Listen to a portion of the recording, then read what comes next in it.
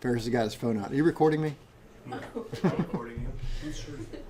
All right, so today we'll talk about the two-position Hamilton standard propeller. And I'm going to pretend like this is a two-position Hamilton standard propeller. And at some point you'll know why I said that.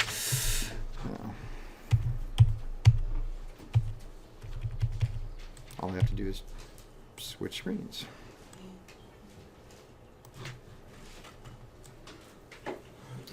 And the wind blowing through here is making it very hard to keep track of my stuff. All right, two-position.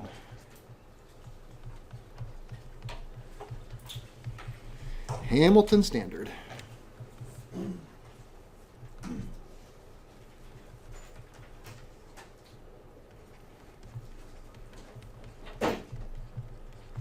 Prop. Just so you know, there's not like a two-position Hamilton non-standard. I mean, it's just what it's called. All right.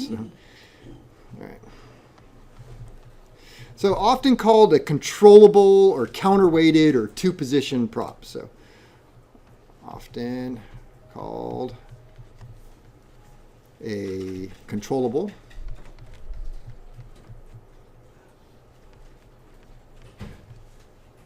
counterweighted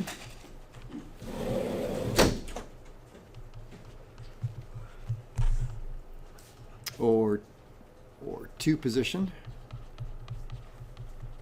prop.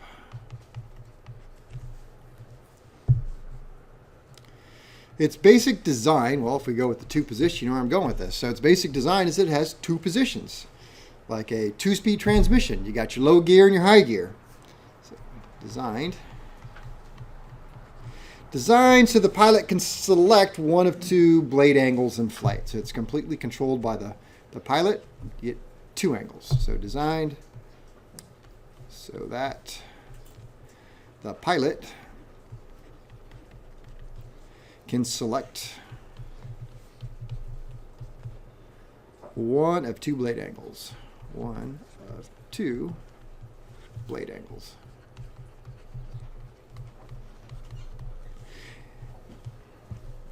And what are those two blade angles? High pitch, low pitch. Okay, high pitch, low pitch. When would the pilot select low pitch? Climb, take off, and high pitch. All right.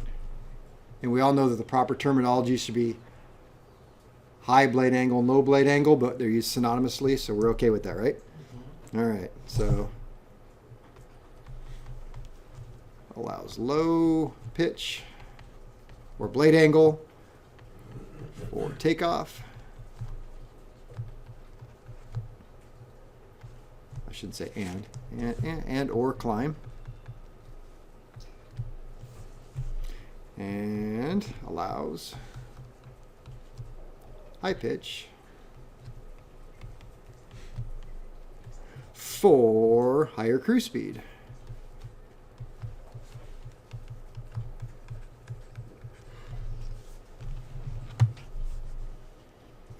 All right, let's talk about the basic operation.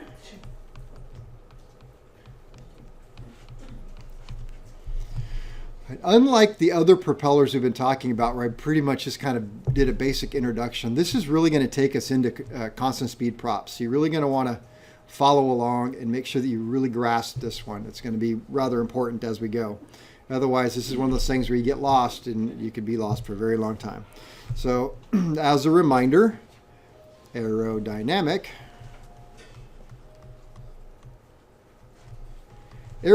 twisting force does what? Okay, goes towards feather or high. What is it? What pitch is that? High pitch or low pitch? High pitch. Okay. So aerodynamic twisting force causes. Let me see. Causes a blade to go to high pitch.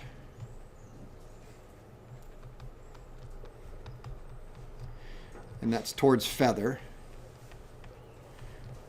Now, only really, for the most part, the only propellers that are going to have a feathering function if it's on a twin. But it just, I think, if it helps helps us all to remember which way feather is. It's all the way forward, all the way, forward. So feather, all the way forward. While, let's see, aerodynamic twisting force causes the blade to go to high pitch. And what's my other force, the opposing force to this one? Centrifugal twisting. All right, centrifugal.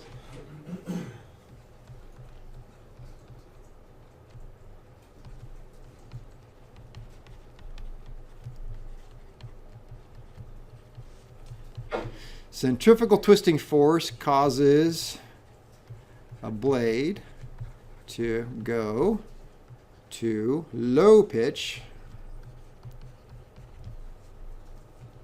or I could say it kind of goes flat. Or this one up here, aerodynamic twisting force, where the blade goes to high pitch, feather. Is that high RPM or low RPM? Hi.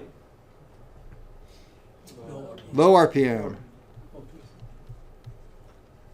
Centrifugal twisting force causes a blade to go to low pitch, high RPM.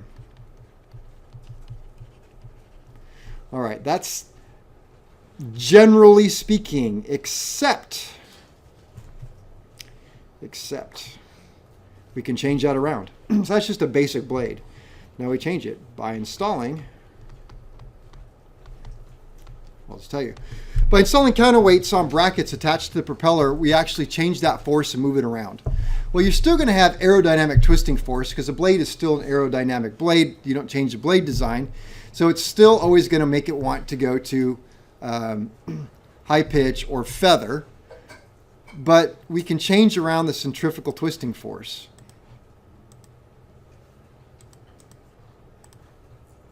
There we go. Back up. By adding counterweights on a propeller,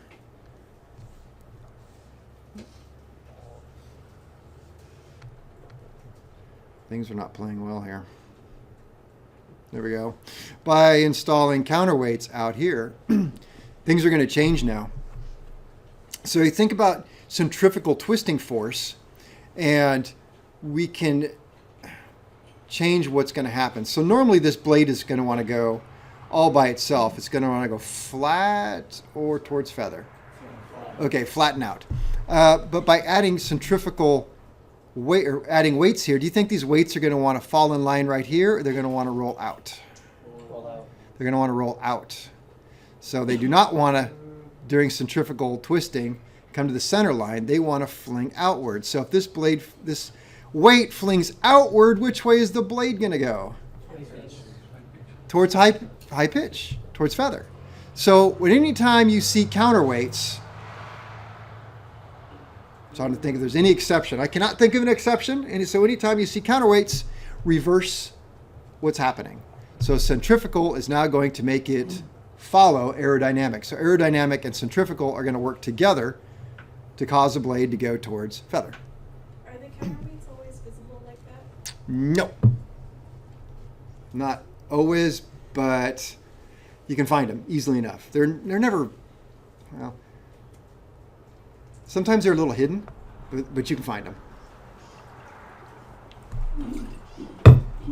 And you're asking because you're trying to figure stuff out across the street, and some of the propellers that we have brackets, but the actual counterweight's missing. So if you find brackets, that's the same thing. So.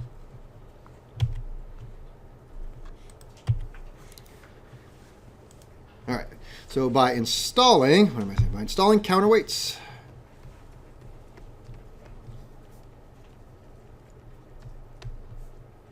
which I will call counterweights, CW counterweights on brackets attached to the control mechanism, or to, well, I wrote control mechanism, attached to the control mechanism.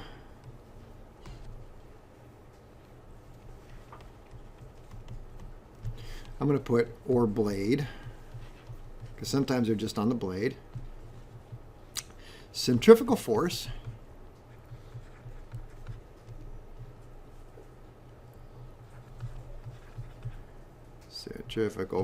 can be used to drive the prop to high pitch. Oops. Can be used drive the prop to high pitch. So the counterweight's behind the CG of the blade?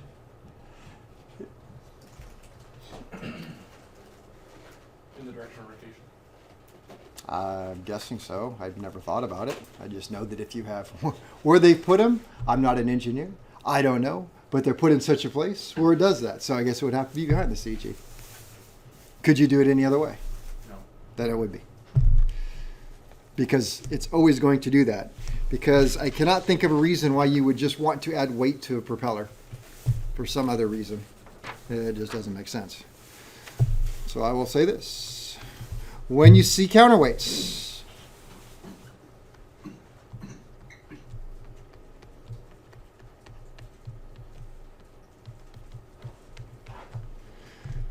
I wrote that usually means, but gosh, again, I can't think of an exception right now, but I'm sure there's might be.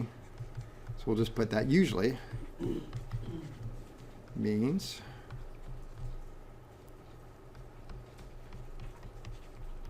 centrifugal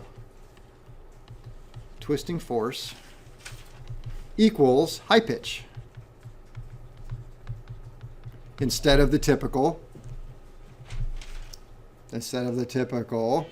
low pitch. Thank you for playing along. All right, so one of the things we can do is we can call this the fixed force.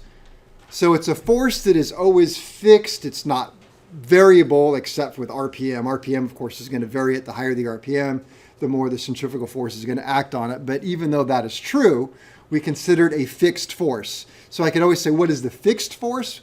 What is the variable force? Because you always have to have something to undo that. So now we've established the fact that here we have this propeller that has counterweights on it. And by running the engine, centrifugal twisting force and aerodynamic twisting force is going to make the propeller automatically go to a high pitch, right? High pitch slash what RPM? Low RPM. All right, so we got to bring it back. So how are we going to get it to low pitch? And that becomes the what I would call the variable force. And I'll call it the variable force because later we're going to use a governor, which then makes it more variable. So we need a variable force. We need some sort of force to bring it back. And so we know that the pilot's got something in the cockpit that he can move to switch it back and forth. So the variable force is always going to be oil, engine oil. Sometimes boosted, sometimes not boosted. So by boosted, I mean governor, which we'll talk about governors, but not boosted is just it works off of engine oil pressure, and that's good enough. So there we go. So C, engine oil pressure is used to overcome centrifugal force and drive the blades to low pitch. Engine oil pressure is used to overcome centrifugal twist force and drive the blades to low pitch, high RPM.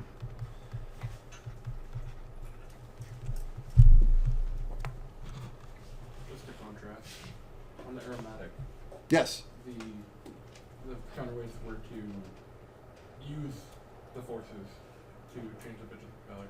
Mm-hmm. In this one, it's used to manipulate it. Yes, I think that sounds like a reasonable thing to say.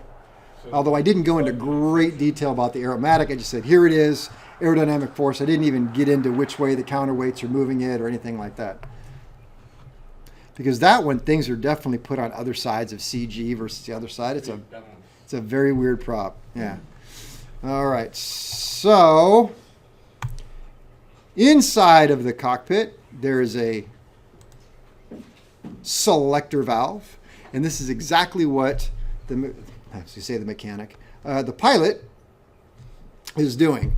So we need no engine oil pressure. Well, and so if we have no engine oil pressure, we're using centrifugal force to drive the prop to high pitched, low RPM. So all on its own, it's going to go there. selector valve to propeller. So have engine oil pressure. If we make it go to the propeller, engine oil pressure is going to go to the prop.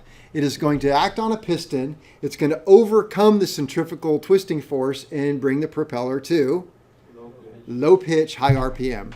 And then if we change the selector valve, which I don't have one in another position, maybe I can draw it. The selector valve, when it's lined up differently, it's going to be lined up, sorry about that, lined up this way. And so then we have, this goes away. And can you follow me with that? Okay. I should make one where I can adjust it. Pin. So now we have engine oil pressure that was in the propeller. Now the propeller all on its own, it wants to go to a high pitch, low RPM. And so it's already forcing it. So once you realign this, it's going to force oil, just the centrifugal force, this way, to drain. So it's just going to line up back to the crankcase and not overboard. That would be funny. So it'll, for the propeller, the force of the propeller twisting it back to high pitch is going to cause the oil to just go back and drain. And it's going to be fine. And then when you want to go to your other pitch, just change the selector valve and there you go. So inside of the propeller, oh, and I have to remember this drawing. I really hate it. Inside of the propeller, you have this big piston here. So we have, let me see, oil pressure is released in the centrifugal. Oh, let's do the next one first. There we go. Oil pressure moves the cylinder forward and decreases propeller pitch. The thing I don't care much for this drawing is it's kind of drawn weird. So we have oil pressure is going to come in. And we are moving the cylinder forward and decrease propeller oil pressure. Oil pressure is going to come in. It actually works better to do it backwards. Oil pressure comes in on this one, goes through here, and let's see, what do we want to do? If we turn it around and, oops, push, push, push, it's going to drive this piston forward. This is the moving part. All this moves. If this part moves, and it pushes it. I know I'm doing it backwards from what it says, and I found that this drawing works better that way. What is the head of the piston there? I know, that's why when I said I hate this drawing because I feel like they should have drawn it different. They're drawing it weird. The head of the piston is right here. And so it moves relative. See, right here, these are, that's as a seal. So this part moves. I go back and forth. So see how that moved back? So all of, let me go to my laser. So all of this moves back and forth. So think about if this part right here is going to move forward, then it's going to cause this to move forward. And this is then going to have to, as it moves forward, this is going to have to come up. If this comes up, it's going to, what's that? Lower blade angle, Yeah. which is exactly what we want it to do. It's backwards here. So oil pressure moves the cylinder forward and decreases blade angle. So this is going to push it forward. Right now, this is in the high pitch, low RPM position, which is why I hate this drawing. It's actually drawn in the, what? High pitch, low RPM position, even though it talks about it this way. So this is already in high pitch. I want to move it to the low pitch. So what happens? The blade has to go to this outlined area right here. So to get that to happen, I'm going to bring oil. I'm going to put the oil through here. Oil is going to act on this piston right here and move it forward. Piston moved forward. The blade went to low pitch, high RPM. It's kind of strange with the arrows because they kind of show as if the oil would be leaving. That's why I drew it myself. I know. It's not. So I want to go back to high RPM. I'm sorry. Back. See, it's going to get nasty. Back to high angle of attack, high pitch. I'm going to open up the valve, release the oil, and then this is going to start moving back this way. But that means I have to draw the oil going back the other way. Can you guys all follow that? Because it's, like I said, not drawn in the most wonderful way. Yes, you in the front with the electric shirt. So if you're in the low pitch, then the oil is going towards the piston. If I'm in the low pitch, which is what I'm showing right here, Right, is the oil is going to be going which way? to the right. It is going to be going, no, other way around. Okay. It's going to be opposite. I'll make sure I said that right because I got to get my head in here. All right, so always ask yourself this. Centrifugal force is going to make it go to, let's do it this way. We'll call this position here is 1, which is what? High pitch or low pitch? Low pitch / high RPM. And this is position 2, which is high pitch.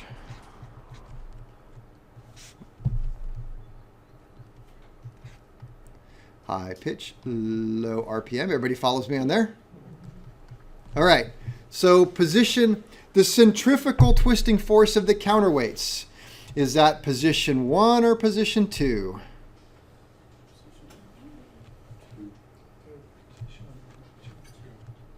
Everybody should know this by now.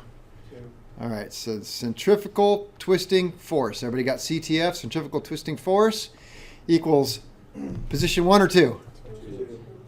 2 is correct. High RPM, high pitch, low RPM. High pitch, low RPM. So oil then is position 1 or 2? 1. Oh, you have 50-50 shot. Even use that one. All right.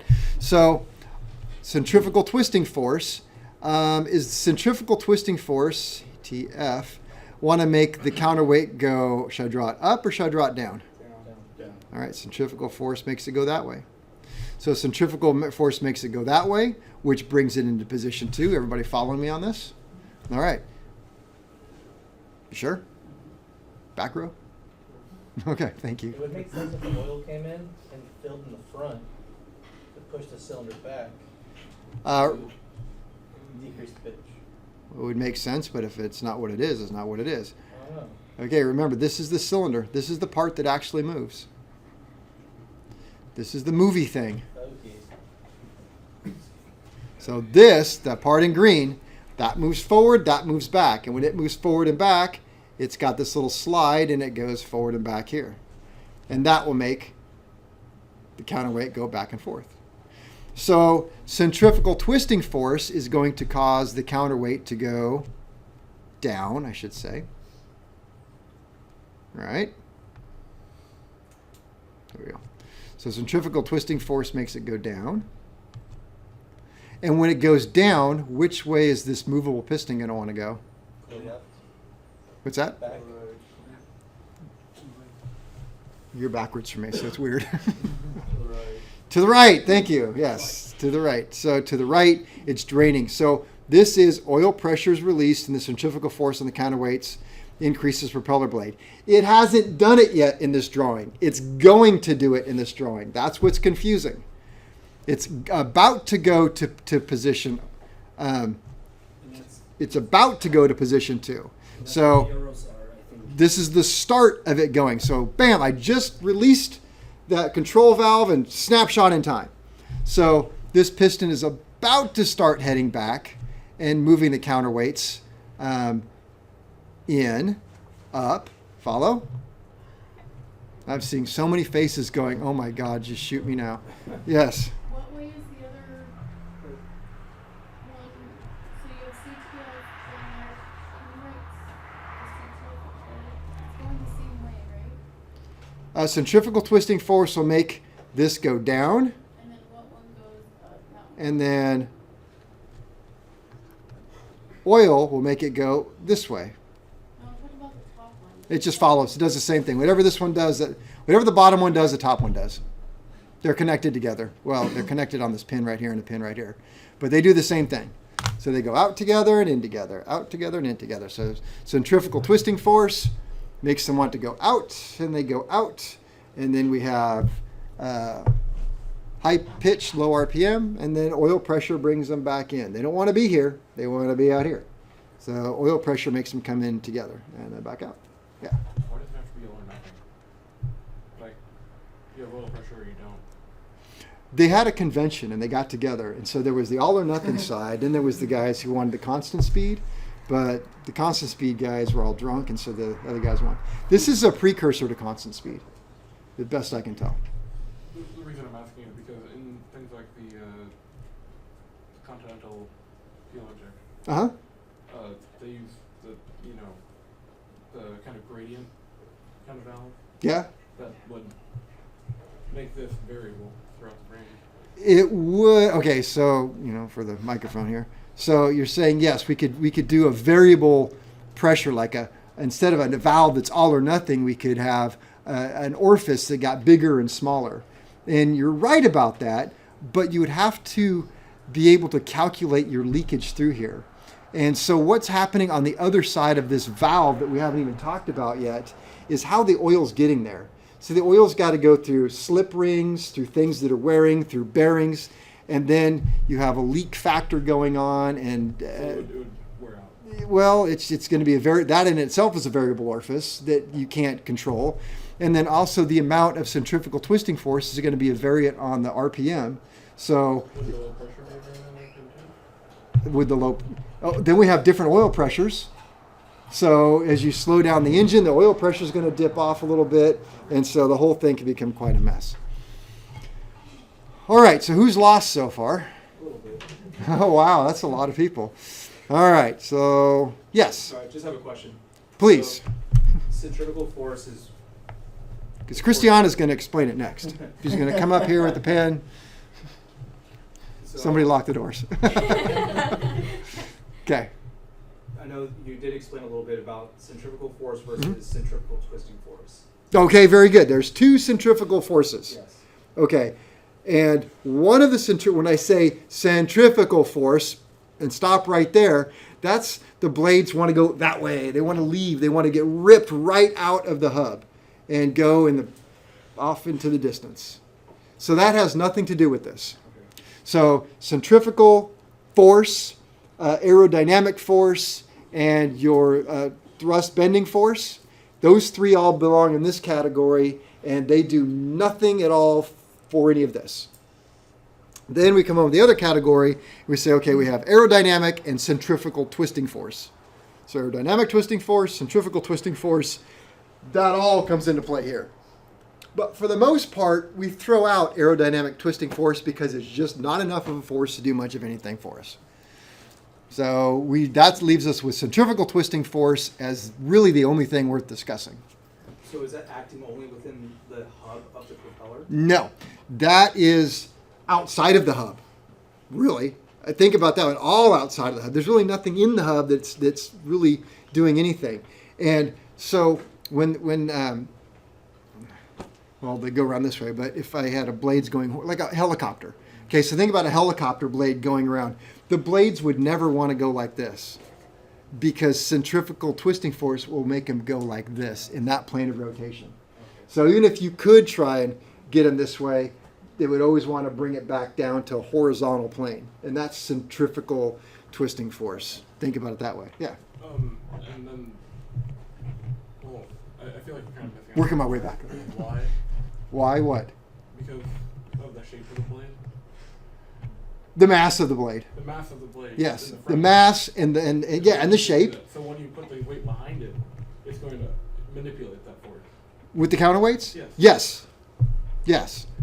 I And don't think the we and covered that, but- the funny part is these counterweights, they're not that heavy. It's not like they're made out of some giant lead. It's just the blades are really very close If to you cut this. the blade in half along the cord, Uh-huh. then you could have like a center point, but there'd be more mass on the front side of it than the back. Yeah. So you're saying there's more mass up here. Up here. And there's more mass So up there's there. more mass up there, so Yes. that's why it wants to go flat. Yes, Or- up here. So figure there's more mass up here. So if you put the weight in the back of the blade If I put yes, with a counterweight, yes, it's going to go towards a higher blade angle. yes. So Yep. If I followed what you said correctly, then yes. Because notice how this counterweight, even though it's drawn, it's down here, behind the center. behind the center of gravity. So the center of gravity is about what? About right here, maybe? Yeah, like a quarter or a third. Yeah. So center of gravity of the blade. So having the weights down here. It doesn't take a lot of weight, and that's going to then change what the blade does. Does everybody follow that? So if it wasn't for the counterweights, centrifugal twisting force would always make this blade go up and down. All right? But because I added the counterweights, it makes it go this way. Follow? So without counterweight, centrifugal twisting force goes to position 1. With the counterweight, it goes to position 2 with centrifugal twist force. In the back. You answered it. All right. I feel pretty good about myself. All right, Tyler. Let's have it. Why? I don't know. Do the counterweights move the green part that you have right there? Uh-huh. That moves in and out? Yes, it does. Forward and backwards. See it? It's right here. This right here, this piece right here slides along here. It's a seal because there's oil pressure coming up here, so you want it to get out. So this is a seal that slides along this surface right here. Let's see if we can go make it a movie.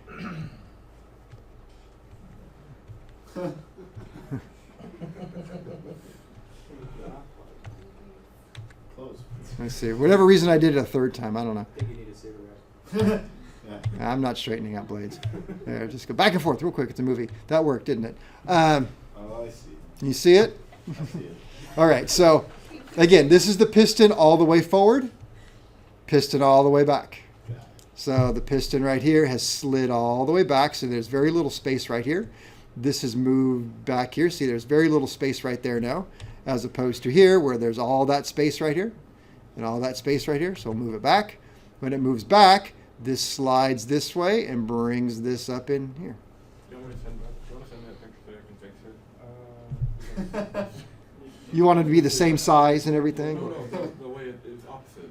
Oh, you know what? And the funny thing is, okay, so the way it's opposite, every single textbook does it this way. There you go. Yes, every textbook. Your textbook, I think, has it. It's in color.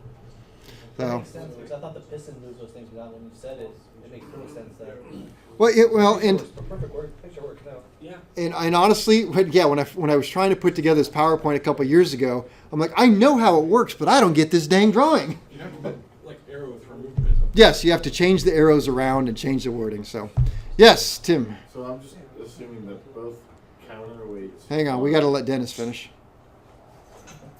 Go ahead. You want to add something? I mean, is it? Got a question. Well, maybe everybody else does. Go ahead. Why it's called counterweight if it's not really weight? Oh, it weighs something. Yeah, but it works a little different. I don't know why they called it counterweight. It's because it's You know why? Because Johnson rod is already taken, or link rod. What was it? That crazy thing. I have to show you. Hannah sent me something. Oh yeah. It's, The retro infibulator. yes, because the retro infibulator was already being used for something else. We'll have to watch that at break time. It's yeah, it took me almost 2 minutes before I figured out this is not real. So, okay, so we got that going on now. Okay, Tim still has a question. Sorry. I'm assuming that both counterweights are connected to the piston, correct? Yes, they are connected to the piston. They're not interconnected or something like that. No, there we go. There's that counterweight right there. Okay. There's that little slider right there. Okay. And so there's a slider there. And this is the outside of the piston. So this is going to move forward and back. This piece right here looking at, forward, back, forward, back.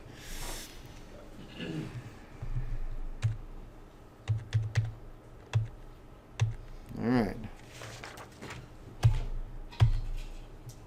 Discard.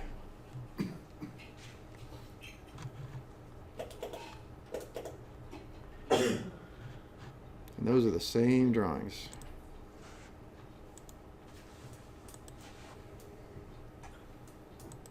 The exact same. I don't know why I did that. Nobody will ever know. All right. So back here, engine oil pressure is used to overcome centrifugal force and drive the blades to low pitch. The pilot operates a control valve that has how many positions? 2. There we go. Pilot operates.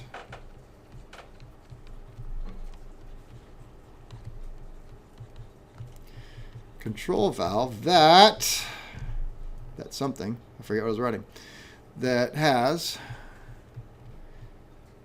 two options, or two positions. Option one is what? Send oil to the prop to overcome centrifugal twisting force and send oil to the prop to overcome centrifugal twisting force and move prop to what? High pitch. Low pitch. Oh man, I was going to follow right along with her. Low pitch. Because counterweights, change it around. Move the prop to low pitch / high RPM. And I was going to write what Hannah said, and that's just lesson learned right there. If you say it loud enough and with enough authority, I will follow you along like a sheep to slaughter. Okay, what's my other option? Drain oil from Drain oil from prop to let the centrifugal twist force move prop to, now it's easy, I just did the opposite I wrote a minute ago, high pitch / low RPM. So let me ask you this, super mechanics. What happens if I lose oil pressure? You're stuck. Your prop will be high pitch, low RPM. Prop will do what? High pitch, low RPM. Nah, engine's going to quit. It doesn't matter. Now, you are correct. If I lose oil pressure, it will drain from the prop, and I will go to high pitch, low RPM. Is that a good thing or a bad thing? Bad thing if you're losing oil pressure. What if you put in pressure and then you turn the switch to like a between? Would it maintain the pressure? That'll drain. It'll bleed out, probably. There's too much leakage. It's good. All right, so Prince had a good question. He's like, what if you just quickly put oil in there and then like put it halfway in between so you could lock it into the prop? And that's really thinking, actually. I'm going to give him some credit for that one. Would it work? In theory, absolutely. In reality, probably not, because it's going to force the oil back out through the slip rings and the transfer collar and bearings, and so you'll just lose it. But if they're brand new and really tight, yeah, it would work perfect. But I could just see flying along with Prince. You're losing oil pressure, quick! You got to put it in low pitch and then put it in the middle. Oh, what?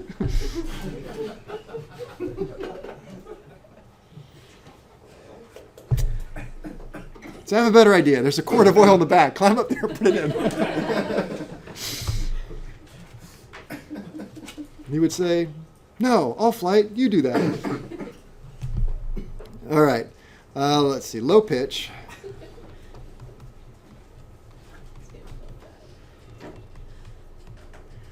Low pitch, high RPM is, we'll say, takeoff or climb position. All right, so what happens? Pilot moves lever. Ooh, good question for you. Would the pilot move the lever forward or backwards? Why? And that is correct. Why would it be why not? Depends on the airplane. Forward is Because forward is always what? high. More power and It's balls to the wall. It's more of whatever. So what is the more we're getting? More RPM. So we could say horsepower because RPM does that too. Okay. So pilot moves lever forward. And that is the convention. Forward. Where I'm at. To high RPM. It's going to even say that. High RPM.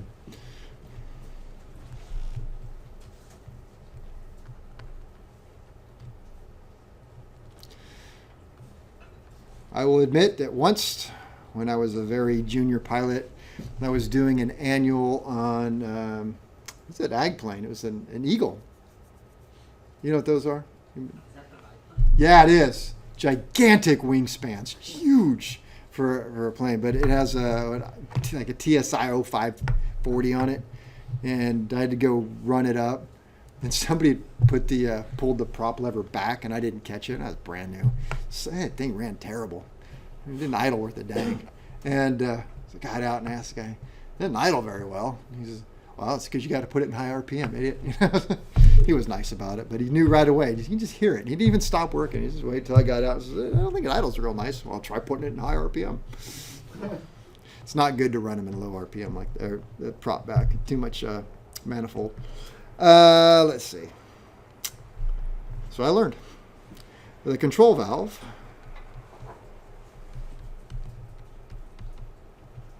directs oil to the prop cylinder.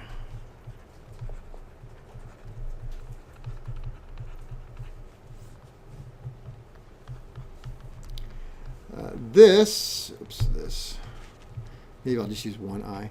This overcomes what? Centrifugal twisting forces. Very good. Overcomes centrifugal twisting force and moves the prop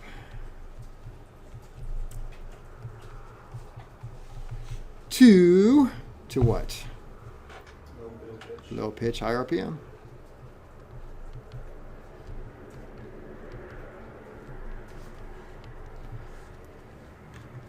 By the way, if you didn't catch this from my story, you should always start up aircraft in the low pitch, high RPM position. And under most circumstances, that is where you should shut them down. Not all circumstances. I noticed that somebody, whoever ran our 310 last, actually feathered the prop as they shut it down. So, huh? Isn't that you? No. The 310? You think of the Skymaster, and no, Yeah. I cycled the prop. That's perfectly acceptable at a high RPM. I did not put it in feather as I put it away, because now you have to actually start it in a feather position and use oil pressure to bring it back. So, which isn't the worst thing in the world. All right, so high pitch / low RPM, which is cruise. All right, so pilot's going to move the lever. Pilot moves lever back.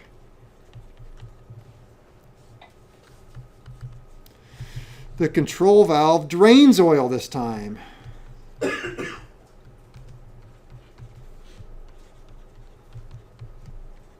Where's that oil go?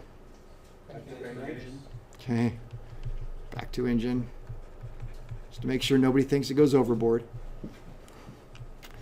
The control valve drains oil back to engine.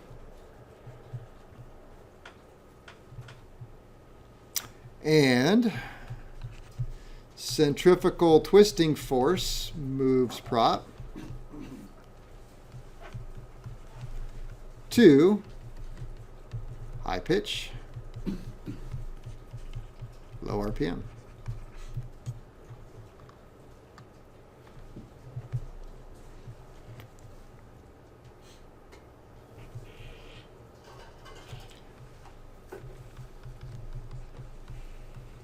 Shutdown. Let's talk about shutdown. This is an odd prop. Place prop in high pitch. What did I just tell you a second ago? Don't do that. I said don't do that. Now I'm telling you to do it. But there's a reason why. It does a couple things. One, forces oil out of the cylinder. And two, to cover more of the piston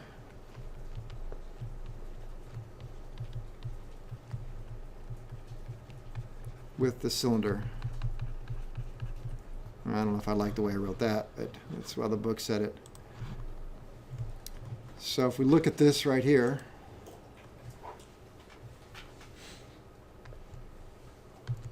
we can see that a lot of this is now hidden. I can see it better here. And there's only a little bit sticking out. So that means that this seal right here is protecting all of this from being exposed to the weather, as opposed to there. Right here, now we've got oil in here that, well, it's going to get cold and kind of congeal up in there. And this is exposed to the weather. And that's just not a good way to treat this propeller. So the owner's manual says, go ahead and put it into high pitch. And we put it in high pitch. All of this is going to slide back. It's going to hide all of this, push the oil out of here and back. You have to remember that not everybody lives in California. I don't know why, but they don't. And so if you get oil that's really gets cold and nasty and doesn't work well up here and it kind of wants to freeze, we'll just say, and then it doesn't want to move back and forth real well. So you bring it back, you can go back into the sump. If you've got an oil dilution system, do you remember oil dilution systems? What would we use to dilute oil? Gasoline. Gas. Yeah, the aviation gasoline. You can dilute all the oil, and then when you start it up, then you can bring it into your low pitch. Then you have your diluted oil. I'm just making up kind of stuff as I go here, but that can go back in here, and then it's a little bit warmer, and on, and it works better. But if nothing else, you just protect this from the elements.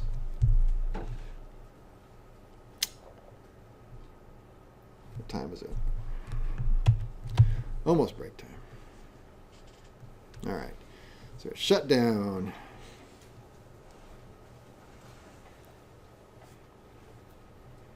All right, system components.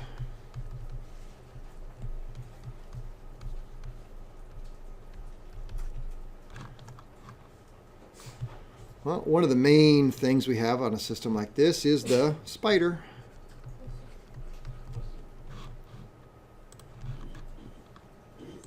Spider. These are spiders for three-bladed propellers. So it's kind of the central internal component where the blades are actually going to slide over these right here. So these are all for three-bladed. And what do we have in here? Ring gear? No. It's not ring gear. It's a Spline shaft. If you look real carefully right here, what do you see? Got your dead spline. Can you see that up there? No, I can't on mine. Barely. See a little dead spline right there. So there's our spider. Spider's a two-bladed one. So spider is right in there for two-blade. Then you have your hub. Outers are going to go over that. But of course, before you do that, you got to put the blades on here. The blades have bearings on them because it has to move. You have your counterweight hanger, and counterweights all go together. And then the way this goes together is you have a piston. I should get my nomenclature. Pistons and cylinders, and one is going to go down, lock on. Then another one comes over that, and that's how all that's going to work. There we go.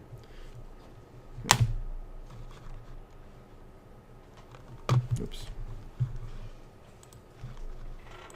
Let's make it bigger. I know. Why didn't I think of that before?